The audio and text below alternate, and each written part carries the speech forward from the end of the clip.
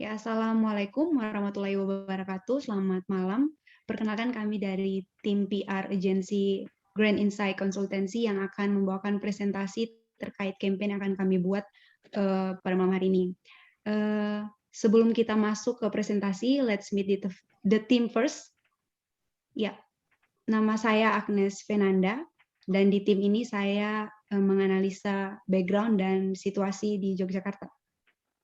Dan di sini saya Vianisa Hita, saya bertugas untuk menganalisa tentang tujuan dan juga target audiens dari campaign ini.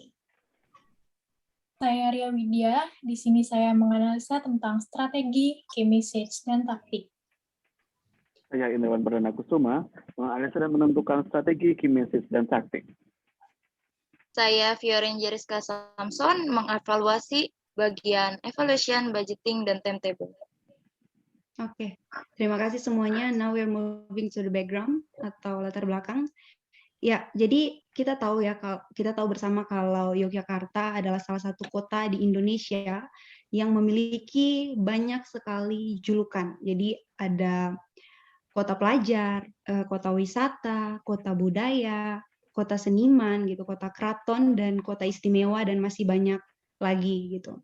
Tentunya julukan ini diberikan masyarakat atau wisatawan yang pernah berada atau tinggal di Jogja bukan tanpa alasan gitu.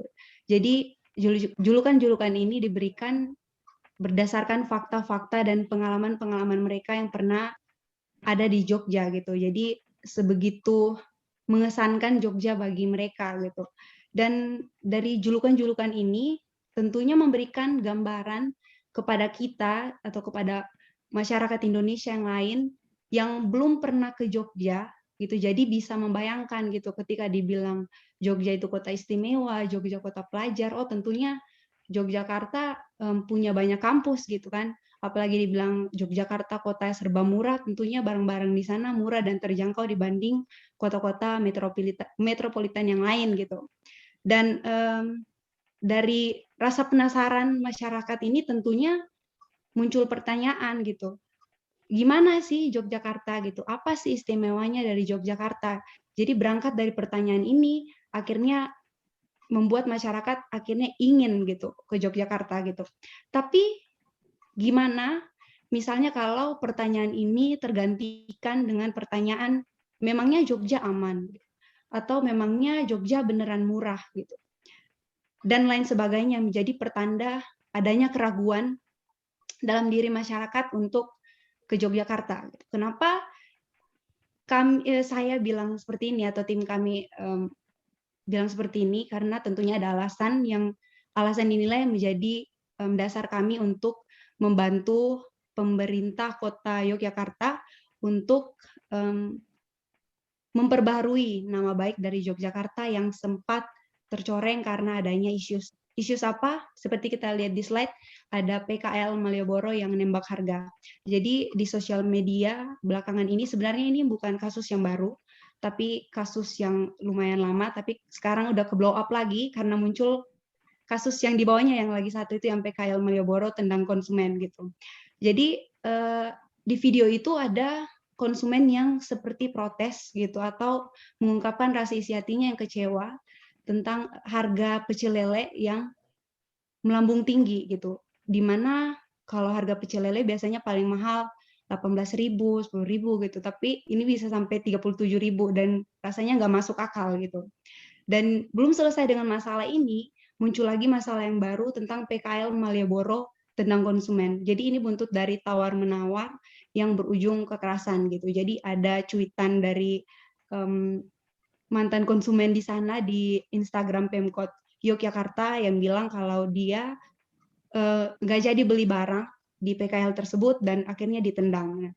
Jadi dua kasus ini tentunya jadi cambuk juga bagi Pemkot Yogyakarta karena sangat berdampak bagi nama baik dan citra Yogyakarta yang selama ini udah dikenal ramah, udah dikenal kota yang serba murah gitu di tengah masyarakat, dan muncul kasus seperti ini tentunya membawa keraguan lagi di benak masyarakat gitu.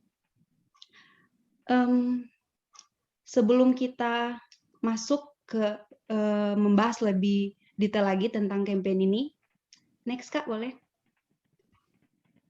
Ya, Jadi saya kasih gambaran dulu, jadi campaign yang akan kami buat bertemakan Jogja Tetap Istimewa. Jadi campaign ini dibuat dengan tujuan untuk rebranding, yang merupakan salah satu upaya untuk memperbaharui image kota Yogyakarta yang telah ada agar menjadi lebih baik lagi, dan dengan tidak mengabaikan tujuan awal ataupun ciri khas dari kota Yogyakarta sendiri.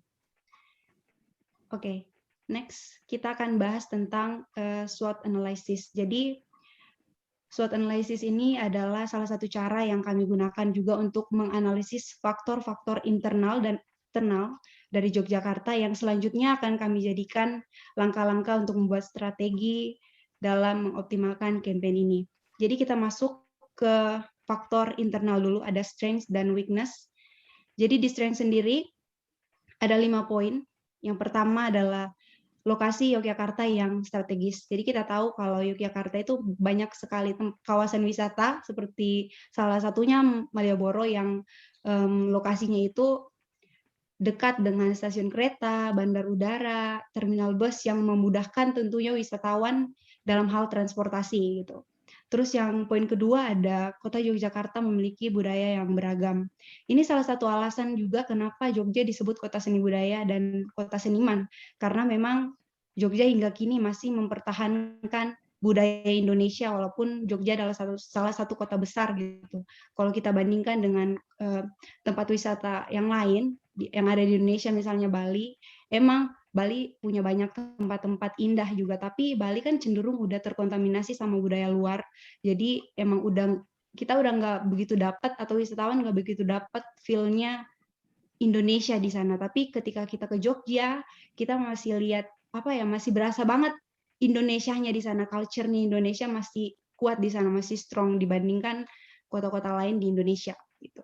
Dan yang poin ketiga ada tarif hidup yang relatif murah. Jadi untuk tarif hidup ini sendiri yang menjadi alasan besar juga kenapa banyak pelajar dan mahasiswa atau anak muda yang berani merantau ke Jogja.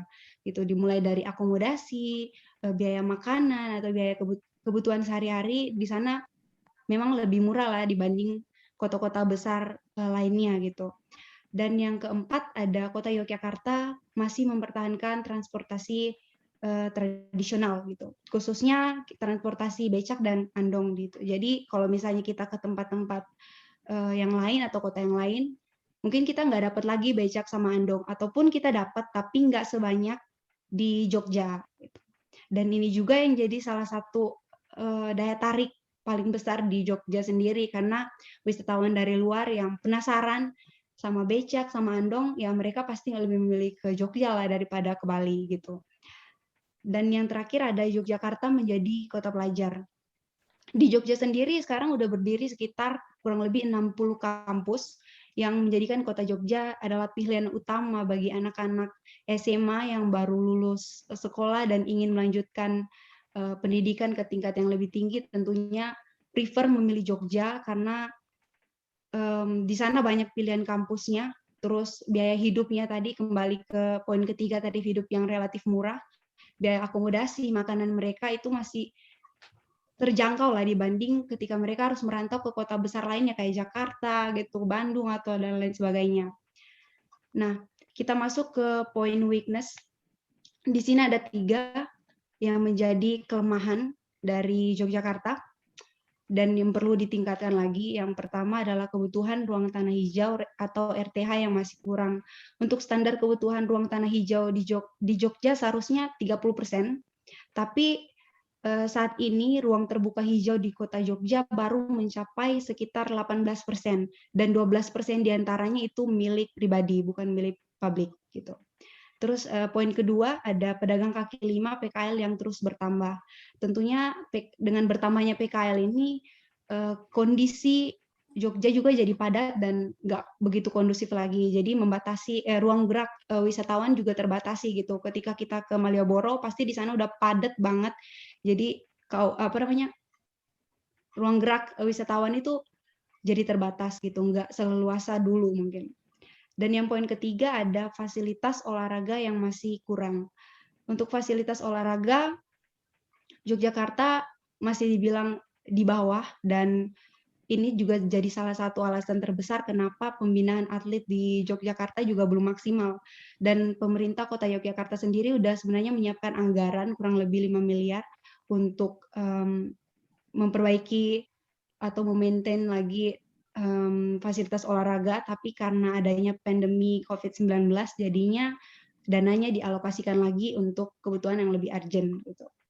Sekarang kita masuk ke faktor eksternal, ada opportunities dan threats di sini. Kita masuk ke opportunities dulu.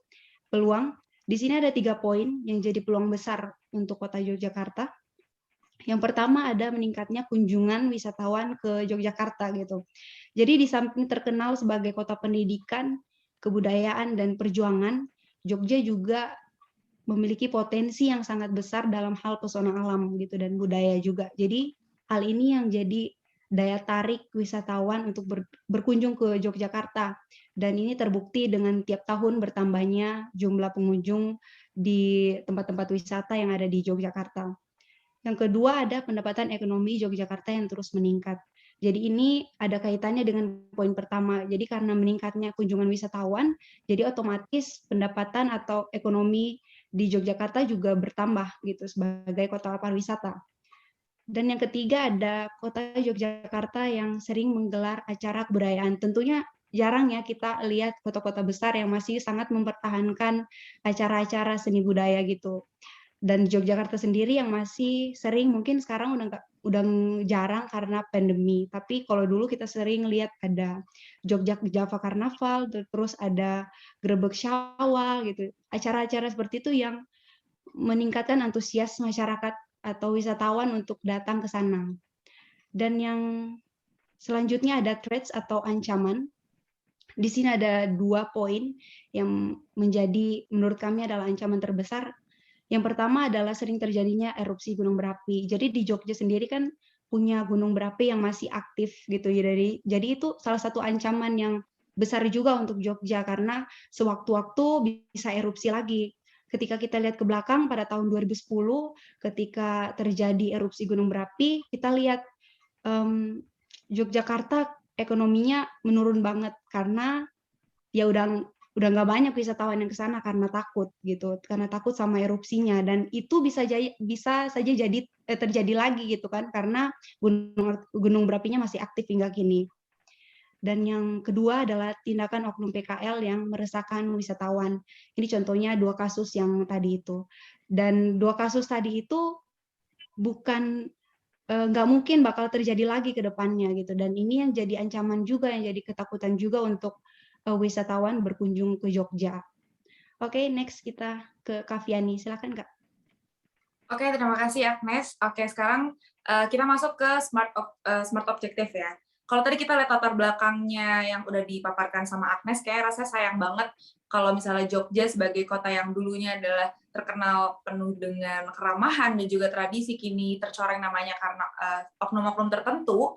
Nah, di sini aku punya tujuan dari campaign yang akan kita bawain, yaitu yang sejalan pastinya dengan Pemkot Jogja, yaitu yang mengembalikan nama baik Jogja kembali dan diimplementasikan ke smart objective. Dan di sini ada spesifik di mana tujuan ini harus benar-benar spesifik. Kita ingin memperbaiki citra Yogyakarta sebagai destinasi wisata yang ramah dan terjangkau, khususnya PKL di Malioboro.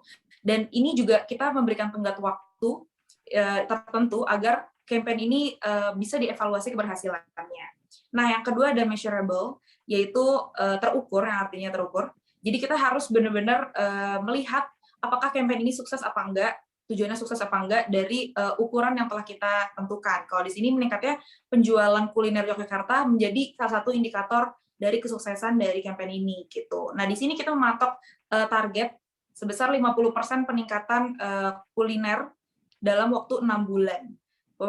Dinikmati secara offline maupun online. Jadi karena banyak juga peminat-peminat kuliner Jogja yang ada di luar Yogyakarta, jadi kita memperhitungkan peningkatan penjualan kuliner dan juga barang-barang antik di Malioboro sebesar 50% melalui online juga gitu. Dan yang ketiga ada achievable, di mana target ini possible untuk dicapai. Jadi setelah kita punya tujuan utama yaitu memperbaiki nama baik Jogja, kita juga harus mempertimbangkan apakah tujuan ini bisa kita achieve atau tidak. Nah, di sini sih saya yakin kalau misalnya campaign ini bisa mengembalikan nama baik Jogja melalui press release yang dikeluarkan oleh Pemkot Jogja dan juga serangkaian campaign yang telah disusun nanti yang akan dijelaskan oleh rekan saya. Next, ada Raufan. Nah, di Raufan ini tujuan kita harus sesuai. Jadi target yang ditentukan itu apakah sudah sesuai dan sejalan dengan sudut pandang dari Pemkot Jogja untuk memperbaiki nama baik Jogja. Dan di sini kami rasa kami sudah sangat sejalan dan juga sangat sama ya pemikirannya dengan Pemkot Jogja untuk memperbaiki nama Jogja kembali dan ingin mengurangi rasa kekeliruan pada publik terhadap PKL khususnya di Malioboro. Dan yang terakhir ada time bond, di mana ini kita memulihkan nama baik Wisata Jogja dengan batas waktu tertentu. Di sini kita mematok waktu selama 2 bulan setelah insiden penendangan PKL oleh penendangan oknum PKL ke pembeli yang tidak jadi beli gitu. Jadi kita ingin memastikan kalau campaign ini keberhasilannya bisa diukur dan juga tidak terlalu lama agar tidak menimbulkan krisis yang semakin berkepanjangan gitu. Next, kita akan menganalisis target audience atau orang-orang yang akan terpapar oleh campaign kita ini. Kalau dari sisi demografis, kita bisa melihat kita akan menyebarkan campaign ini ke pria dan wanita, dan juga dengan rentan usia dewasa muda, di mana 22-40, yang masih aktif dan juga gemar berwisata, berkuliner, dan juga mencoba hal-hal baru. Dan dengan status ekonomi yaitu menengah ke bawah ya. Dan karena kalau misalnya kita lihat Malioboro kan itu adalah pedagang kaki 5 semua, jadi targetnya adalah yang menengah ke bawah gitu. Dan di sini juga target audiens geografis, yaitu penduduk-penduduk kota-kota besar di Indonesia, di luar Yogyakarta pastinya, karena Malioboro sendiri merupakan tempat wisata yang pasti banget nggak boleh absen dikunjungi oleh wisatawan domestik kita. Gitu. Dan di psikografisnya adalah citizen pengguna aktif sosial media, yang mungkin berpotensi untuk berwisata ke Jogja ataupun akan ke Jogja dalam waktu dekat, dan mereka yang gemar berwisata dan juga berkuliner. Seperti itu. Oke, terima kasih Akses dan juga Fiani. Jadi kita juga menekankan kembali bahwa kita jelas untuk SWOT-nya seperti apa. Untuk SWOT kita tentunya background-nya adalah krisis. Kita Jogja tercoreng namanya, dengan tindakan beberapa oknum yang saya pikir kita harus memulihkan kembali nama Jogja. Kita harus memulihkan kembali citra Jogja sebagai tempat yang istimewa. Maka dari itu, untuk key message program Jogja Tetap Istimewa adalah ukir ceritamu di Jogja dan temukan berjuta kenangan di dalamnya. Jogja tetap istimewa. Dalam pesan yang kita sampaikan ini, key message adalah Jogja tetap memberikan kenangan, Jogja tetap memberikan cerita-cerita yang istimewa kepada wisatawan, kepada seluruh masyarakat Indonesia yang datang ke Jogja. Dan walaupun tetap dengan adanya krisis, dengan adanya kejadian tersebut, Jogja tetap memberikan kenangan-kenangan istimewa. Artinya kita melakukan program-program yang untuk memulihkan nama, memperbaiki citra positif dari Jogja, sehingga keistimewaan itu akan tetap hadir dan menyapa seluruh masyarakat Indonesia yang hadir di Jogja merasakan kehangatannya. Lalu kita membuat strategi. Strategi ini kita ada beberapa strategi yang akan kita jalankan. Menjadi turunan dari sebuah smart objective yang kita jelaskan. Yang pertama adalah media relations. Media relations tentu kita membutuhkan media, kita membutuhkan media skala nasional, skala lokal sebagai mitra kita, mitra publisitas kita, karena tentu pesan-pesan yang disampaikan kita harus menyampaikan dengan luas dan juga terjangkau untuk seluruh masyarakat Indonesia. Dan selanjutnya adalah community relations. Gesekan ini terjadi dengan PKL. Itu komunitas utama yang kita sasar dan kita dekati adalah komunitas pedagang kaki 5. Mereka bukanlah lawan, mereka adalah kawan. Kita jadikan mereka sebagai mitra kerja, bersama-sama membangun Jogja untuk menjadi tempat yang tetap istimewa bagi seluruh wisatawan. Yang selanjutnya adalah creative production. Kita membuat karya, campaign kita adalah campaign yang kreatif, campaign yang bisa diikuti banyak masyarakat. Kemudian kita membuat video kreatif dan juga nanti ada foto competition juga.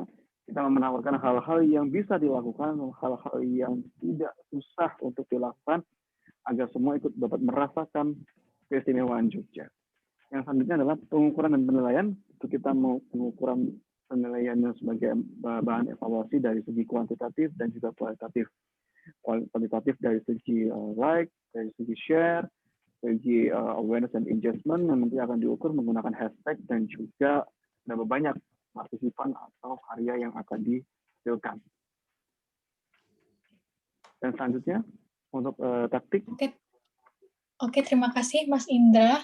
Di sini saya akan menjelaskan tentang taktik. Dalam taktik ada pre-event, main event, dan juga post-event. Jadi, pre-event yaitu yang pertama ada melakukan survei mengenai persepsi masyarakat tentang pariwisata Kota Yogyakarta.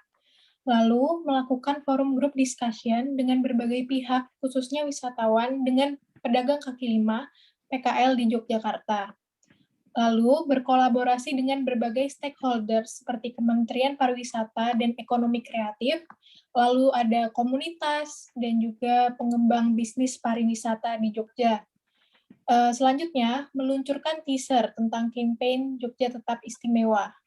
Dan yang terakhir di pre-event yaitu menyelenggarakan press conference dengan perwakilan stakeholder yang kita kolaborasikan tadi.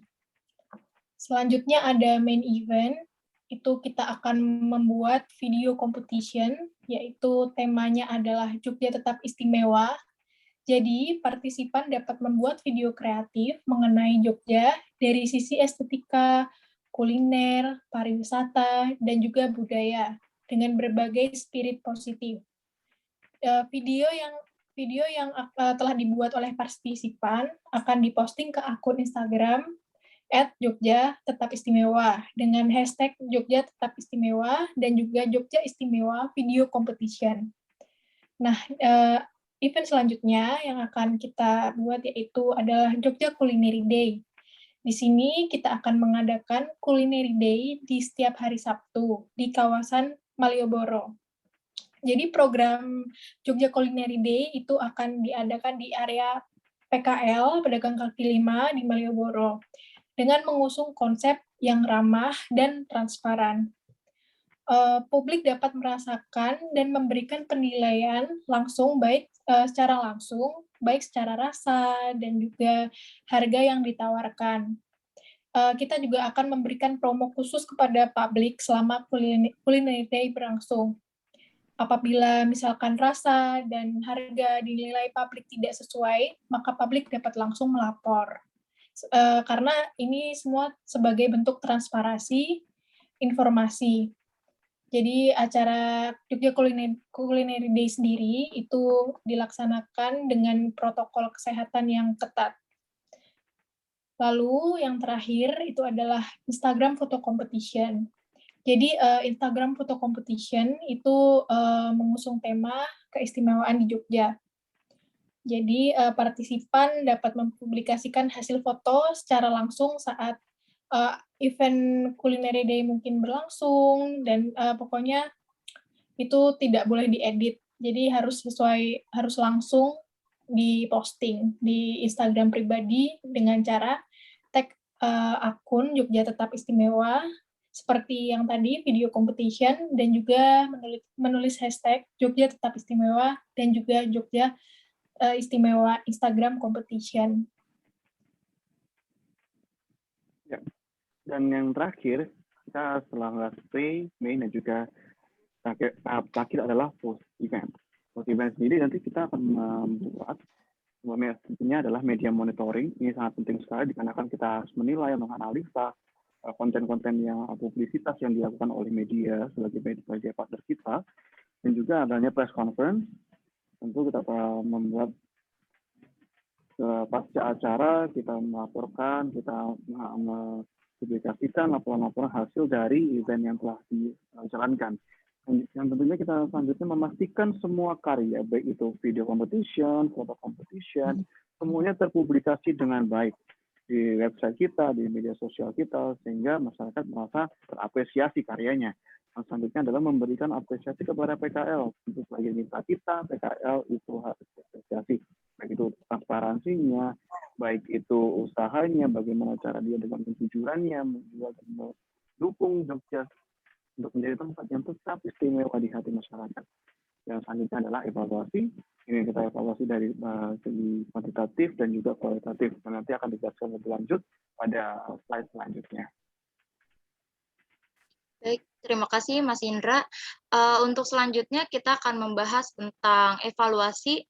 Di sini terkait dengan kampanye Jogja Tetap Istimewa, ada 4 evaluasi yang tim kami lakukan. Yang pertama dengan menganalisa tools melalui Statistiska dengan CEO Google Search, berdasarkan dengan hasil dari tagar, kemudian suka, kemudian komentar, kemudian para pengguna dan pembaca postingan yang dipublikasikan dari Instagram Jogja Tetap Istimewa dan juga hashtag dari Jogja Tetap Istimewa dan hashtag dari Jogja Tetap Istimewa Video Competition. Kemudian yang kedua yaitu menyebarkan kuis.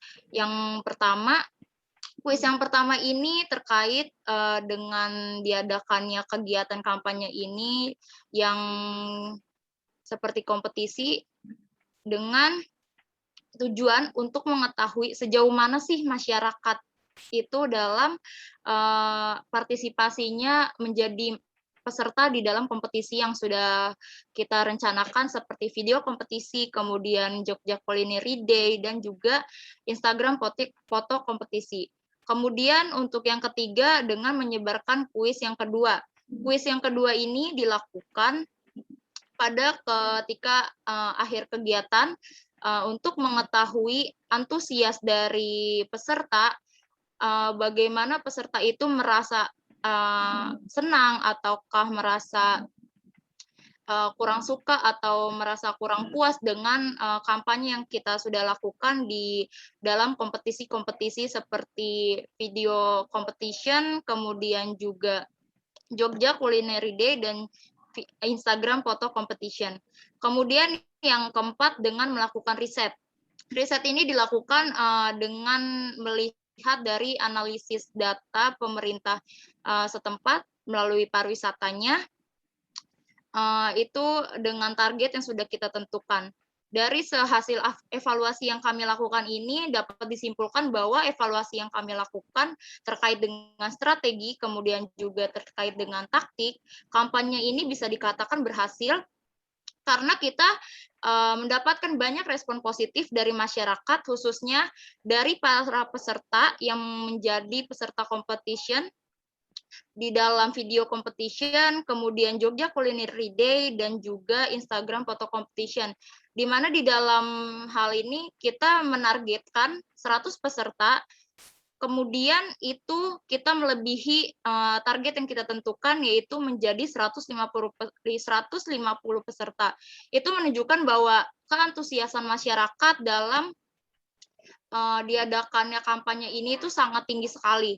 Kemudian hasil positif yang kita dapatkan itu respon positifnya nggak cuma dari kompetisi yang kita sudah lakukan juga, tapi kita melakukan dari media monitoring, di mana media monitoring ini dilakukan dengan publikasi-publikasi melalui postingan-postingan Instagram, kemudian melalui media lainnya seperti Tribun News, Detik.com, itu kita mendapatkan komentar positif, kemudian komentar yang positif itu berdasarkan dengan hasil dari pengalaman pribadi mereka ketika berkunjung ke Jogja sendiri. Bagaimana masyarakat Jogja itu memperlakukan dengan baik para wisatawan yang datang ke Jogja. Kemudian dari hasil analisa tersebut yang didapatkan melalui riset pariwisata setempat, kita menargetkan itu 1.100.000 kunjungan dan itu mencapai target dengan 1.300.000 kunjungan baik yang dari domestik maupun mancanegara.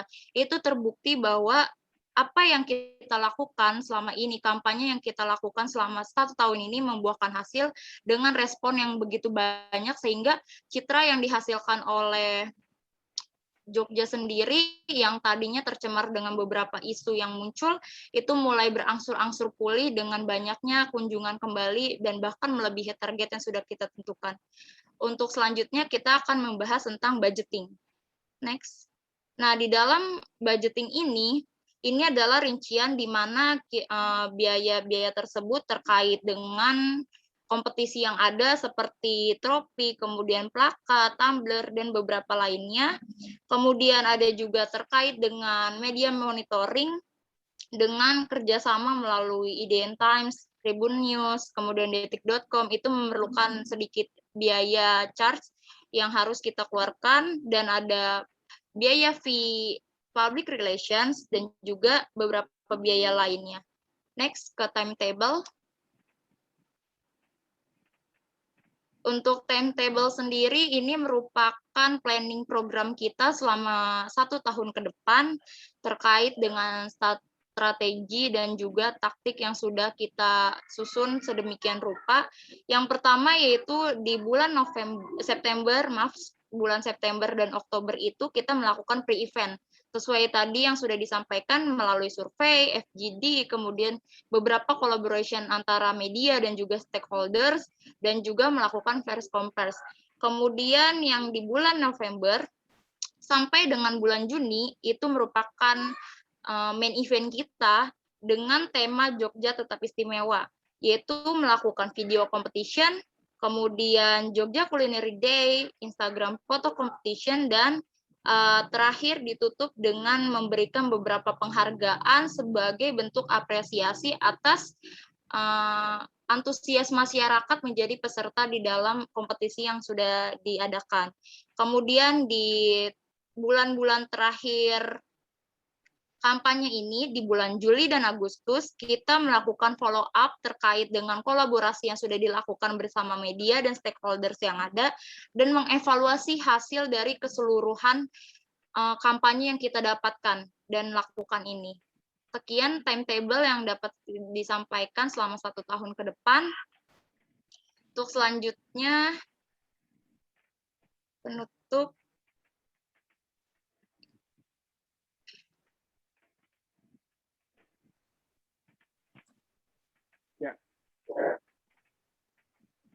Ya, baik. Terima kasih untuk semua presentasi yang telah kita lakukan. Ini semua tentunya kita sebagai PR dan Grand Insight Consultancy ingin memberikan yang terbaik, ingin menjadi partner, ingin menjadi mitra yang baik bagi Pemkot Yogyakarta untuk memberikan hasil atau impact yang benar-benar nyata, khususnya kita membawa usung tema yaitu Jogja Tetap Istimewa. Dan kita akan memulihkan kembali citra dari Jogja khususnya di pemerintah Kota Yogyakarta dan juga pariwisatanya secara komprehensif dan juga bersahabat bagi semuanya. Dan untuk sekian atas yang dilakukan, terima kasih dan selamat malam. Terima kasih.